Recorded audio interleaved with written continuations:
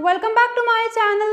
My name is Ratika Gupta and guys, topic for today is section 62 of the Indian Contract Act 1872, which deals with effect of novation, rescission and alteration of a contract. Guys, बहुत अच्छा और बहुत interesting concept है.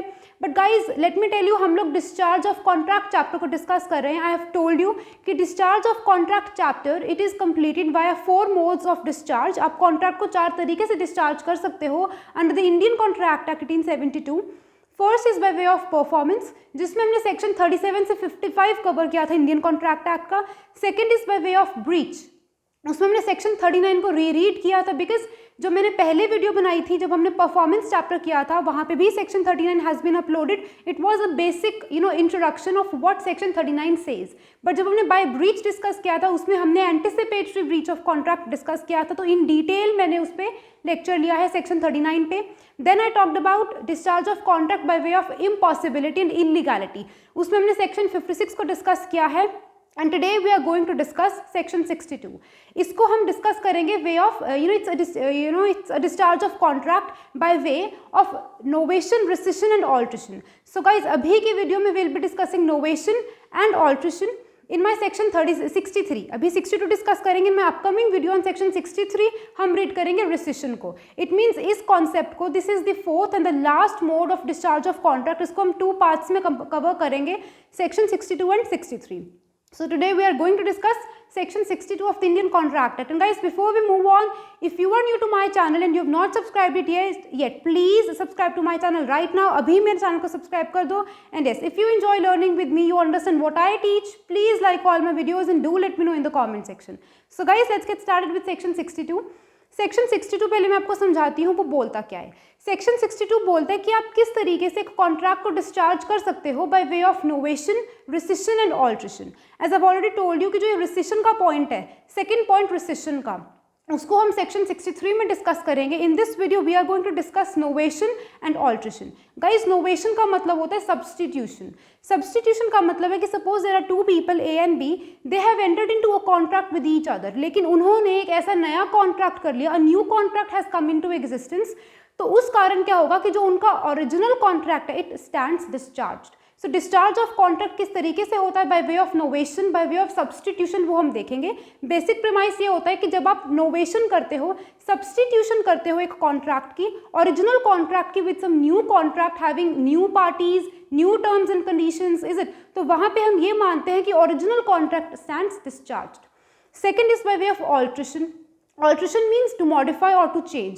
So when a person changes the material terms and conditions of the contract, तो उसमें क्या होगा, पुराना contract stands discharged, यानी कि parties are no longer bound by the old terms and conditions. जब आपने नई terms and conditions लगा दी हैं, you have made alteration to the material terms of the contract. तो उस चीज़ को हम बोलते हैं कि वहाँ पे भी जब नया contract बन चुका है, alteration has been made to the material terms and conditions of the contract. So जो पुराना contract है, it stands discharged. So ये basic premise होता है आपका कि किस तरीके से कॉन्ट्रैक्ट डिस्चार्ज होता है. You just get rid of the original contract by way of novation and alteration. यहाँ पे इन कॉन्ट्रैक्ट्स को गाइस हम एक और नाम से बोलते हैं, which means the contracts which need not be performed. आपको इसकी बैरक लैंग्वेज में यहाँ से ये लास्ट लाइन से समझ आएगा कि these are the contracts which need not be performed.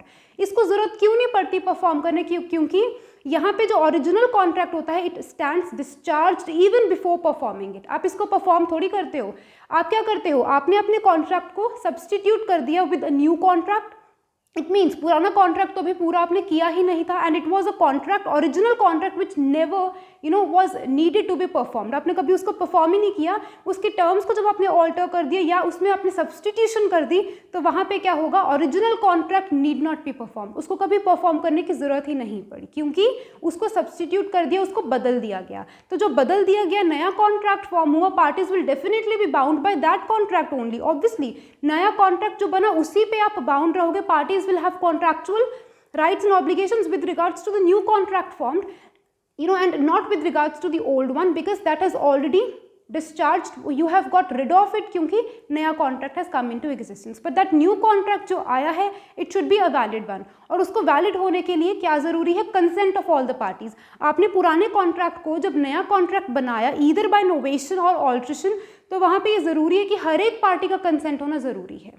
और जो alteration आपने की है, वो मटेरियल टर्म्स की होनी ज़रूरी है, छोटी मोटी ऑल्ट्रेशन नहीं चलेगी। इन पॉइंट्स को इन डिटेल हम डिस्कस करते हैं, but guys before we move on मैं आपको इलस्ट्रेशंस दे देती हूँ, उससे हम समझेंगे। हम इन टोटल 3 इलस्ट्रेशंस को डिस्कस करेंगे।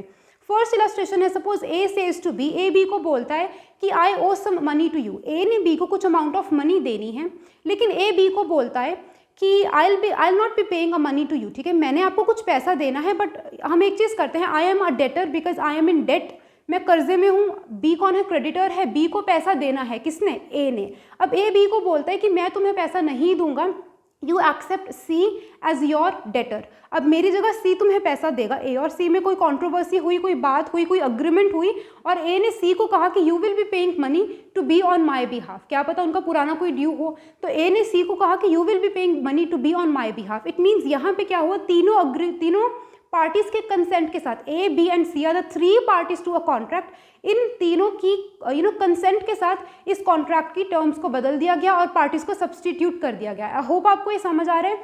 अब यहाँ पे क्या होगा, जो सी है will be the new creditor to new debtor to B, और बी तो क्या था, क्रेडिटर ही है। तो आपको यहाँ पे समझ आए कि जो मैंने आपको ये एग्जांपल दी, इलस्ट्रेशन दी, इसमें क्या हुआ कि ए ने जो पैसा बी को देना था, अब ए नहीं देगा, उसकी जगह सी देगा। और ये जो एग्रीमेंट इन्होंने करी, ये तीनों की कंसेंट के साथ हुई। बी को भी कोई प्रॉब्लम नहीं है सी से पैसा लेने में, और ए को भी कोई प्रॉब्लम नहीं है, सी के साथ एग्रीमेंट उसने कर ली है, और सी को भी कोई प्रॉब्लम नहीं है। It means none of the parties to a contract have any problem. तीनों ने कंसेंट दिया, यानी कि किसी ने यूनिलेटरली इसको परफॉर्म नहीं किया। ए ने यूनिलेटरली बी को नहीं कहा कि सी आपको पैसा देगा, उसने सी से भी बात की। It means with the consent of all the 3 parties to a contract, हमने क्या किया, हमने पुराने कॉन्ट्रैक्ट को जो बिटवीन ए एंड बी था उसको सब्सटीट्यूट कर दिया विद अ न्यू कॉन्ट्रैक्ट। आपने क्या किया, वहाँ पे you have made a novation. Novation मतलब आपने सब्सटीट्यूट कर दिया ए को विद सी। इट मीन्स अब यहाँ पे क्या होगा, जो ओल्ड कॉन्ट्रैक्ट है between A and B, it stands discharged. इट मीन्स कभी ए ने तो बी को पैसा नहीं दिया, that was a contract which need not be perform, उसको तो कभी परफॉर्म करने की जरूरत ही नहीं पड़ी। And new contract between C and B has come into existence, जहाँ पे C is the debtor and B is the creditor. I hope आपको ये पॉइंट समझ आ चुका है। दूसरी इलस्ट्रेशन देती हूँ, सपोज ए ने बी को पैसा देना है 10,000 rupees. A has to give 10,000 rupees to B, but what happened is A ने B के साथ एक अग्रीमेंट करी और वो बोलता है कि I will be selling you my estate, मैं तुम्हें अपनी कोई प्रॉपर्टी दे देती हूँ विच इज़ वर्थ 5,000 रुपीज़, और B उसको एक्सेप्ट कर लेता है। B has accepted that estate of A worth 5,000 rupees in lieu of performance. A बोलता है, बी बोलता है इन ल्यू ऑफ परफॉर्मेंस का मतलब है बी बोलता है इट्स ओके, आप मुझे 10,000 रुपीज़ मत दो, आप अपने ओरिजिनल कॉन्ट्रैक्ट को परफॉर्म मत करो, it's okay if you do not give me 10,000 rupees, आप क्या करो, मुझे अपनी प्रॉपर्टी या एस्टेट बेच दो विच इज़ वर्थ 5,000 रुपीज़, और मैं ये मान लूँगा कि आपका जो सारा डेट है, जो कर्जा है जो मुझे देना था वो उतर चुका है। यानी कि बेशक बी ने 5,000 रुपीज़ अभी लेने थे ए से, बट उसने नहीं लिए। इट मीन्स वहाँ पे उसका ए की सारी डेट जो है, कर्जा जो है वो उतर चुका है। इट मीन्स यहाँ पे भी क्या किया है, दोनों पार्टीज की एग्रीमेंट हुई, उनके कंसेंट के साथ ही इस कॉन्ट्रैक्ट को हमने किया। इट मीन्स अब यहाँ पे भी जो ओरिजिनल कॉन्ट्रैक्ट था between A and B of paying 10,000 rupees to B, it was never performed. It was an original contract which need not be performed. See, original contract need not be performed.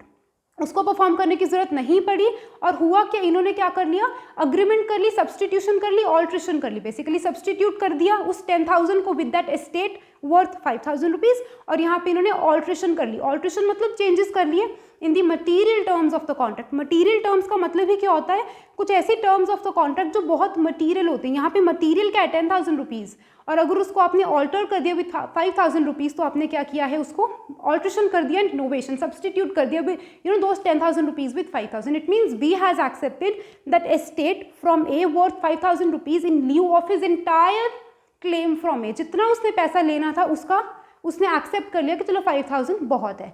I hope guys आपको second illustration भी समझ आ चुकी है। These are illustrations of novation and alteration, किस तरीके से आप सब्सटीट्यूट कर रहे हो। पुरानी एग्जाम्पल में ए ने खुद को सी के साथ सब्सटीट्यूट कर दिया, दूसरी एग्जाम्पल में 10,000 रुपीज़ को 5,000 रुपीज़ एस्टेट के साथ सब्सटीट्यूट कर दिया गया, और ऑल्ट्रेशंस तो हर जगह हो ही रही हैं, आपको देखने को समझ आ रहा है।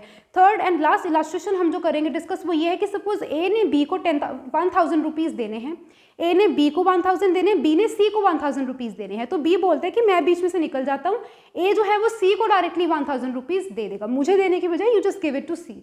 बट इस चीज़ के लिए सी ने एक्सेप्टेंस नहीं दी, एसेंट मतलब सी ने अपना विलिंगनेस नहीं शो किया। सी बोलते कि I want 1,000 rupees from you only. तो गाइज यहाँ पे हम ये नहीं कहेंगे कि original contract is discharge and it need not be perform. इसका मतलब ये नहीं है कि हम अब ये कह देंगे कि ओरिजिनल कॉन्ट्रैक्ट डिस्चार्ज हो चुका है, बिकॉज नोवेशन, रिसिशन, ऑल्ट्रेशन करने के लिए इंपॉर्टेंट क्या है कि consent of all the parties is needed.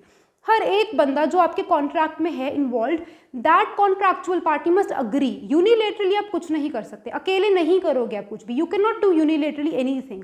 आपको हर एक बंदे की कंसेंट की जरूरत है, उनकी विलिंगनेस की जरूरत है। यहाँ पे सी ने कंसेंट नहीं दिया, वो बोलता है C insist that B should perform his promise, तो बी हैज टू परफॉर्म। और हम ये नहीं कहेंगे कि जो ओरिजिनल कॉन्ट्रैक्ट है between B and C it has been discharged, no, because C ने अपना कंसेंट नहीं दिया। आई होप गाइस आपको तीनों इलस्ट्रेशंस समझ आ चुकी हैं। अगर यहाँ पे B निकल जाता बीच में से और C मान जाता तो कंसेंट भी हो चुका है और यहाँ पे सब्सटीट्यूट हो चुका है। B ने C को पैसा देना था तो B has substituted himself with A। I hope आपको समझ आ रहा है कि किस तरीके से सब्सटीट्यूशन यानी कि नोवेशन होती है और किस तरीके से ऑल्ट्रेशन होती है। सो गाइज अब हम डिस्कस करेंगे कि ये दो तरीके से है। इलस्ट्रेशंस मैंने आपको इसीलिए पहले समझा दी बिकॉज अब जो 2 पॉइंट्स हम डिस्कस करेंगे उसके बाद हमारा चैप्टर कंप्लीट हो जाएगा और वो इन इलस्ट्रेशंस पे ही बेस्ड है। सबसे पहले जो नोवेशन होती है, जो सब्सटीट्यूशन होती है, it is by changing the terms and conditions of the contract, और दूसरी होती है by changing the parties to a contract. मैंने आपको 3 इलस्ट्रेशन समझाई हैं, 3 इलस्ट्रेशंस में 2 पॉइंट्स कवर हो जाते हैं। First is novation means substitution bye changing the terms and conditions of the contract. आपने टर्म्स एंड कंडीशंस को बदल दिया। और दूसरा आप नोवेशन किस तरीके से कर सकते हो, by changing the parties to the contract. अब आपने यहाँ पे क्या किया, टर्म्स एंड कंडीशंस को बदला था। जब ए ने बी को कहा था कि मैं 10,000 की प्रॉपर्टी आपको 10,000 रुपीज के in lieu of those 10,000 rupees I will be giving an estate of mind to you, और बी ने अपनी एक्सेप्टेंस शो कर दी। इसका मतलब अब वहाँ पे ए ने यूनिलेटरली नहीं किया था, ए ने पहले बी का असेंट लिया, उसकी विलिंगनेस ली। जब बी हैज कंसेंटेड, दोनों पार्टीज का कंसेंट आ चुका था, उसके बाद इस कॉन्ट्रैक्ट को हमने माना कि पुराना contract of paying 10,000 it has been discharged and a new contract has come into existence between A and B and original contract need not be performed. तो जो मैंने आपको फर्स्ट मेथड बताया, नोवेशन बाय चेंजिंग और altering the terms and conditions of the contract, तो वहाँ पे आपने क्या किया, आप इसमें इलस्ट्रेशन सेकंड यूज करोगे जो मैंने आपको बताई। यहाँ पे क्या है, आपने क्या किया, टर्म्स एंड कंडीशंस को चेंज कर दिया। 10,000 के बजाय आप अपनी एस्टेट दे देते हो। Second is novation by changing the parties to a contract. अब यहाँ पे जो मैंने आपको फर्स्ट इलस्ट्रेशन बताई थी कि ए पहले कौन था, डेटर था टू बी, ओरिजिनल डेटर कौन है, ए, बट ए ने कहा सी को कि तुम अब मेरा जो कर्जा है वो तुम पे कर देना। फर्स्ट इलस्ट्रेशन जो मैंने डिस्कस करी थी, तो वहां पे क्या होगा कि आपने नोवेशन कर दिया, सब्सटीट्यूशन कर दिया by changing the parties to a contract. इसका मतलब क्या रहता है कि इट मीन्स कि अगर एक इंसान की ऑब्लिगेशन, पहले ए की ऑब्लिगेशन थी बी के टुवर्ड्स, राइट, क्योंकि ए कर्जे में था, ए ने बी को पैसा देना था, लेकिन ए ने सी को कहा कि you have to become a debtor for B instead of me, यानी कि ए ने क्या किया, सब्सटीट्यूट कर दिया। लेकिन नोवेशन किस तरीके से करी, अब मटेरियल टर्म्स में ऑल्ट्रेशन इतनी नहीं करी, लेकिन उसने क्या किया, सब्सटीट्यूट कर दिया अपने आप को सी के साथ। इट मीन्स हम ये भी कह सकते हैं कि नोवेशन के जरिए से, नोवेशन के तरीके से वाया सब्सटीट्यूशन आप क्या कर सकते हो, अपनी ऑब्लिगेशंस किसी थर्ड पर्सन को भी दे सकते हो। एंड गाइस ये जो एग्जाम्पल मैंने आपको डिस्कस करी, फर्स्ट एग्जाम्पल, आपको ये याद होगा, हमने ये इस एग्जाम्पल को पहले भी हम यूज कर चुके हैं। जब मैंने आपको सेक्शन 41 कराया था, उसमें मैंने आपको बताया था कि what is the effect of accepting performance from third person. General rule क्या है कि परफॉर्मेंस कौन कर सकता है, प्रॉमिसर कर सकता है, लेकिन कई बार क्या होता है कि थर्ड पर्सन भी परफॉर्म कर देता है। तो वहां पे भी हमने ये सेम इलस्ट्रेशन यूज करी थी। इफ आई होप अगर आपको ध्यान में है इस इलस्ट्रेशन के बारे में। सो गाइज आई होप अब आपको ये कॉन्सेप्ट्स क्लियर हो गए। अब हम एक बार बैराक की लैंग्वेज रीड कर लेते हैं। सारे important points have been discussed by me. हाँ, एक पॉइंट इंपॉर्टेंट और है कि मैंने बार बार एक वर्ड यूज किया कि जो चेंजेस है वो, जो ऑल्ट्रेशन आपको करनी है वो मटीरियल टर्म्स एंड कंडीशंस में करनी है। सो what is meant by alteration in the material terms and conditions of the contract. तो मटीरियल टर्म्स एंड कंडीशंस का मतलब होता है कि जब हमने ऑल्ट्रेशन करी थी, जैसे कि फर्स्ट इलस्ट्रेशन जो मैंने आपको दी थी, जब आपने ऑल्ट्रेशन करी, आपने सब्सटीट्यूट किया सी को ए के साथ, वहां पे आपने क्या किया, मटीरियल टर्म्स एंड कंडीशंस में ऑल्ट्रेशन करी थी। इसका मतलब होता है कि जब आप ऑल्ट्रेशन करते हो, जब आप चेंजेस करते हो, उससे क्या इफेक्ट होगा कि एक इंसान की लायबिलिटीज, जो पार्टीज टू कॉन्ट्रैक्ट है उनकी लायबिलिटीज, उनके राइट्स और लीगल पोजीशन बदल जाती है। पहले A was the debtor to B, now जब new contract has come into existence, now C is a debtor to B, यानी कि यहाँ पे बी का जो अधिकार था पहले ए के ऊपर था, लेकिन by substitution, by alteration what happened is, जब नया कॉन्ट्रैक्ट बना तो बी का जो अधिकार है अब वो ए पे नहीं सी पे है। सेक्शन 41 में भी मैंने आपको बताया था कि जब आप एक्सेप्ट करते हो performance from some third person तो उसके बाद आप जो ओरिजिनल पर्सन है उसको स्यू नहीं कर सकते। उसका रीज़न क्या, आप क्यों नहीं स्यू कर सकते? बिकॉज जो ओरिजिनल कॉन्ट्रैक्ट था आपका, नया कॉन्ट्रैक्ट बनने के बाद ओरिजिनल कॉन्ट्रैक्ट खत्म हो चुका है। सो जब contract has been discharge, parties have no contractual rights and obligations towards each other. It means once you have accepted performance from some third person, that only person has to perform it। अब यहाँ पे सिर्फ C को perform करना है। C अगर B को पैसा नहीं देगा तो B can sue A।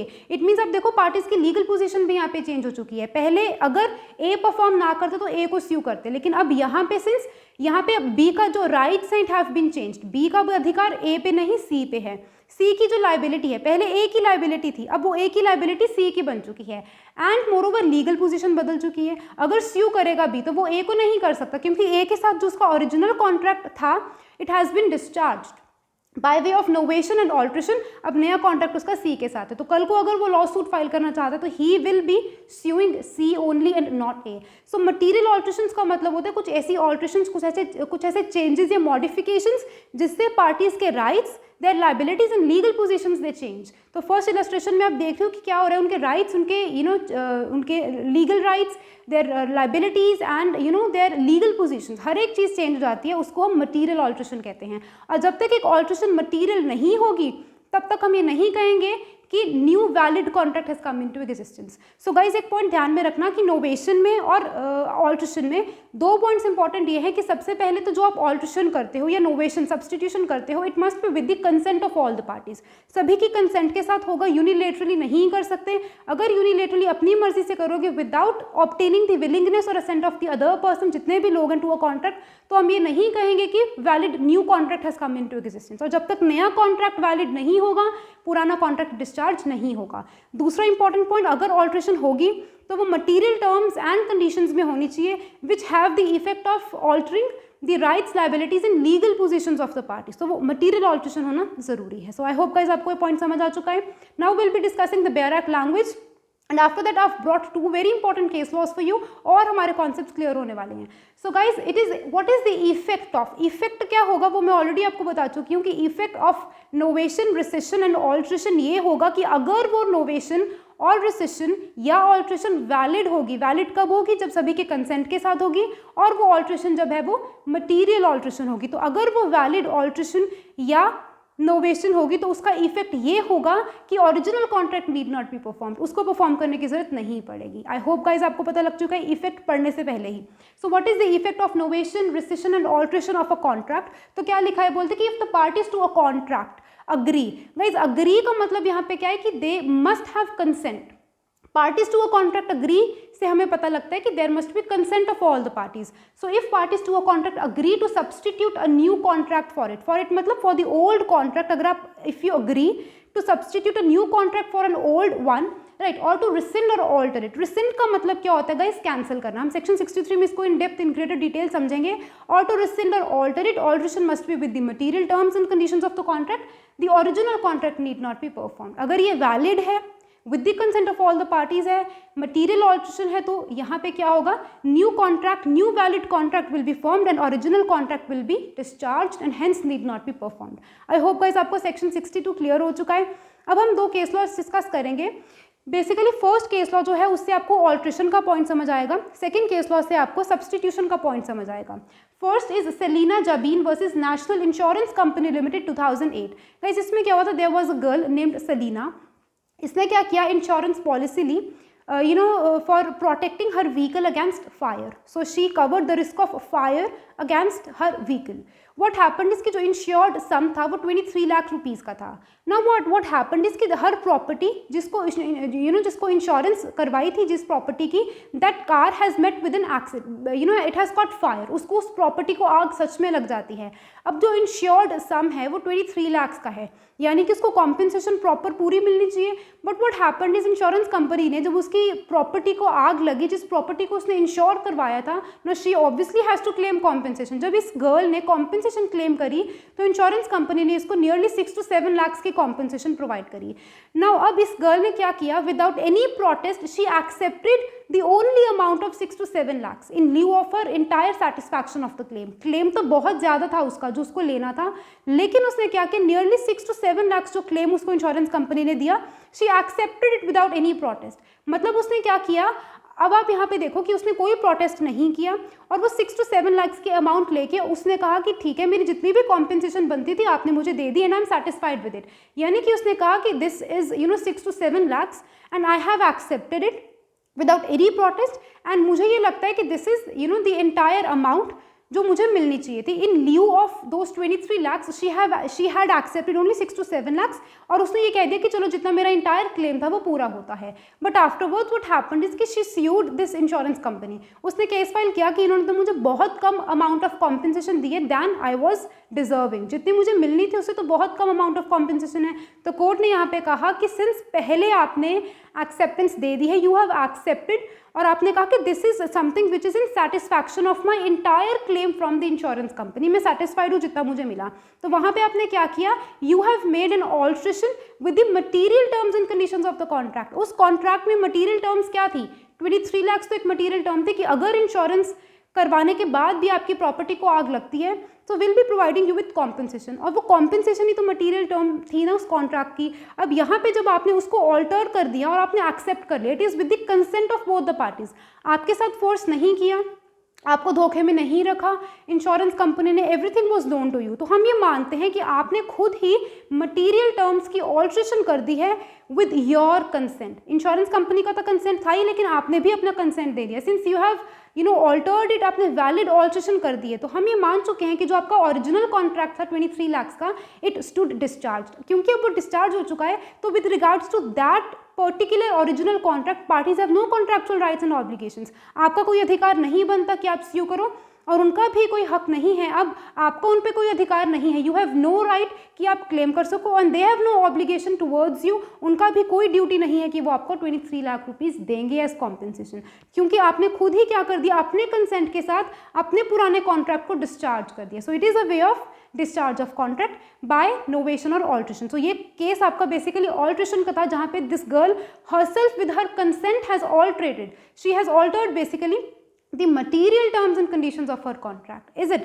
I hope guys आपको समझ आ चुका है। सेकंड केस हमारे पास आता है Godan नंबूदरीपद versus Kerala financial corporation 1998। वैसे इस केस में क्या हुआ था, एक फाइनेंशियल कॉर्पोरेशन थी केरला की, उन्होंने कुछ मनी फाइनेंस करी to some person Gopinath Menon. अब उन्होंने कहा कि आप अपनी बस खरीदना चाहते हो, so we are financing some amount of money to you, but आपको वो पैसा हमें, गोपीनाथ मेनन को कहा कि आपको वो पैसा हमें इंस्टॉलमेंट्स में देना है। अब गोपीनाथ मेनन ने वो पैसा इंस्टॉलमेंट्स में नहीं दिया, ही फेल्ड टू रिपे। तो क्या किया, फाइनेंशियल कॉर्पोरेशन ने उनकी जो प्रॉपर्टी है बेसिकली बस जो उन्होंने खरीदी थी उसको सीज कर लिया। अब हमारे पास स्टोरी में आते हैं गोदन नंबूदरीपद। इन्होंने कहा कि we stand as assure, we basically undertake to pay his debt, जो उसका कर्जा है गोपीनाथ मेनन का फाइनेंशियल कॉर्पोरेशन पे, आप इनकी बस को छोड़ दो, रिलीज कर दो, और जो भी पैसा है वो हमें बताओ, हम आपको देंगे। यानी कि दे अंडरटुक ऑल द रिस्पॉन्सिबिलिटी। अब गाइस यहाँ पे क्या हुआ, सब्स्टिट्यूशन हो चुका है। पहली एग्जाम्पल में मैंने आपको इलस्ट्रेशन में बताया था कि ए ने बी को कुछ पैसा देना था, आप उसी को रिलेट करो कि गोपीनाथ मेनन ने कुछ पैसा देना फाइनेंशियल कॉर्पोरेशन को, बी को, लेकिन अब क्या हुआ, ए नहीं दे पाया तो ए ने सी को बोल दिया, या फिर सी खुद ही उठ के आ गया इस केस में। तो जो अपने गोदन नंबूदरीपद है, इन्होंने कहा कि we will be paying this amount, I undertake कि मैं इनकी सारी अमाउंट जो है बाय इंस्टॉलमेंट्स में पे कर दूंगा। लेकिन अब यहाँ पे क्या हुआ, even this person failed to pay the installments, वो भी इंस्टॉलमेंट्स को नहीं पे कर पाए। अब यहाँ पे क्या हुआ, financial corporation has to sue somebody, तो फाइनेंशियल कॉर्पोरेशन ने इस इंसान को स्यू किया, और यहाँ पे इस इंसान ने कहा कि मैं तो ओरिजिनल डेटर ही नहीं था, ओरिजिनल डेट तो किसको देनी थी, मेनन को देनी थी, गोपीनाथ मेनन को, इसलिए मैं यहाँ पे पैसा नहीं दूंगा। तो कोर्ट ने कहा कि आपने यहाँ पे वैलिड सब्सटीट्यूशन कर दी है। सिंस इट्स अ सब्सटीट्यूशन, आपने नोवेशन किया है, सो जो ओरिजिनल कॉन्ट्रैक्ट था between that Gopinath Menon and Financial Corporation it stood discharged. अगर वो discharge हो चुका है तो parties no longer have any contractual rights and obligations towards each other. Menon को पैसा नहीं देना, फाइनेंशियल कॉर्पोरेशन को नहीं मांगना. अगर अब वो पैसा किसी से मांगेंगे तो वो आपसे मांगेंगे and you have to give it, क्योंकि आपने वैलिड नोवेशन करी थी, वैलिड सब्सटीट्यूशन करी थी. तो आई होप गाइस आपको इसका मीनिंग पता लग चुका है. But point to be noted is that it should be with the consent of all the parties. तो यहाँ पे फाइनेंशियल कॉर्पोरेशन ने कहा हमें कोई दिक्कत नहीं है, हमें तो हमारा पैसा चाहिए, गोपीनाथ मेनन दे या फिर गोवर्धन नंबूदिरीपद दे, कोई भी दे, हमें हमारा पैसा चाहिए. तो यहाँ पे और इन दोनों के बीच में भी, मेनन के बीच में और गोवर्धन के बीच में भी एग्रीमेंट हो गई थी कि आप हमारी जगह पे कर दो. तो यहाँ पे it was with the consent of all the parties. तो किसी के साथ हम ये भी नहीं कह सकते कि अंडर प्रेशर या फोर्स हुआ है. तो सभी का कंसेंट वॉज फ्री. हर एक इंसान ने, किसी ने भी यूनिलेटरली ये काम नहीं किया था, कंसेंट सभी का था यहाँ पे. तो इंपॉर्टेंट पॉइंट यहाँ पे क्या है कि कंसेंट था तो ये एक वैलिड सब्सटीट्यूशन थी, वैलिड नोवेशन थी. पुराने कॉन्सेप्ट में, पुराने केस लॉ में it was a valid alteration of the material terms and conditions of the contract. Hence हम कहेंगे कि जो ओल्ड कॉन्ट्रैक्ट है it has been discharged and it need not be perform. उसको तो परफॉर्म करने की जरूरत ही नहीं पड़ी. सो आई होप गाइस आपको सेक्शन 62 प्रॉपर्ली समझ आ चुका है. अगर आपको पसंद आए, do like and let me know how do you like this video of mine. Thank you so much guys. In my upcoming video I'll be coming up with section 63 very soon. Please stay in touch with all my videos. Keep learning, keep shining, stay safe and bye bye.